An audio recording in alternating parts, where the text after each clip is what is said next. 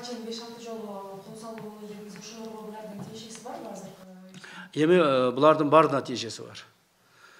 Булардын баарына тиешеси бар. Биз эми атайын кызмат болгондон кийин баардык нерселерди ачык айта бербейбиз. Кайсыл жерде, кайсыл маалда, кандай кол салуулар уюштурулган, кимдер тарабынан, анын кайсынысы кайсыл этапта токтотулду, кээ бири баштапкы этапта токтотулуп атат, кээ бири даярдануу этабында токтотулуп атат, кээ бири мына баштоо этабында токтотулуп атат.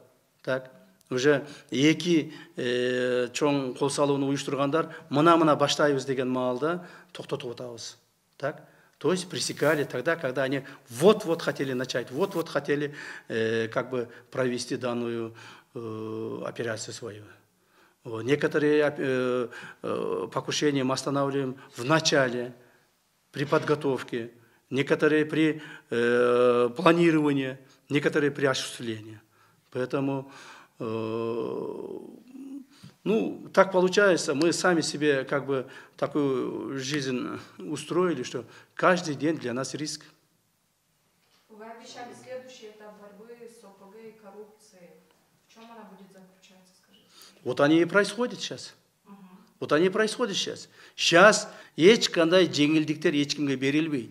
Если кимдир бирөө мыйзамды бузса, если кимдир бирөө мамлекеттик мүлккө кол салса, кимдир бирөө элдин бюджеттин кол салса, баарын жазага тартабыз.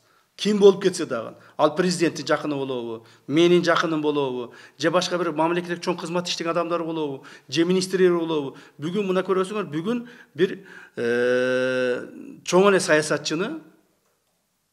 саясатчыны, кечээ эле чоң мамлекетте посол болгон адамдын менин атымды сатып, 250 000 доллар взятка алып койгон экен. Мен прям сегодня утром дал поручение его арестовать. На него заявление поступило, показания поступило, видео поступило, фотография поступила, как он получал эти деньги. Поэтому я буду арестовывать. Почему я должен его? Он был в моей партии когда-то. Он со мной вместе в партии ходил. Так? Но я никого шадить не собираюсь. Кто бы то ни был. Если, не дай Бог, мои близкие, кто-нибудь из близких людей, сын, или братья, или кто-нибудь в нарушением закона ко мне попадет, я их посажу. Это мой принцип. Это мой принцип. И это делаю я таким только образом доведу до конца.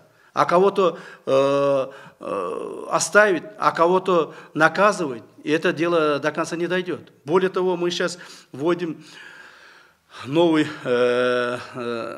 дополнение изменений в Уголовный кодекс по борьбе с криминалитетом и коррупцией, там, где четко указано, там, где четко будет исполняться закон. Теперь, отныне, пока этот закон не приняли, после того, как этот закон примем, сейчас как раз проходит согласование.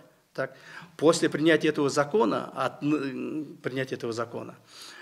кто будет коррупционными делами попадаться в правоохранительные органы, те обязательно будет находиться в тюрьме.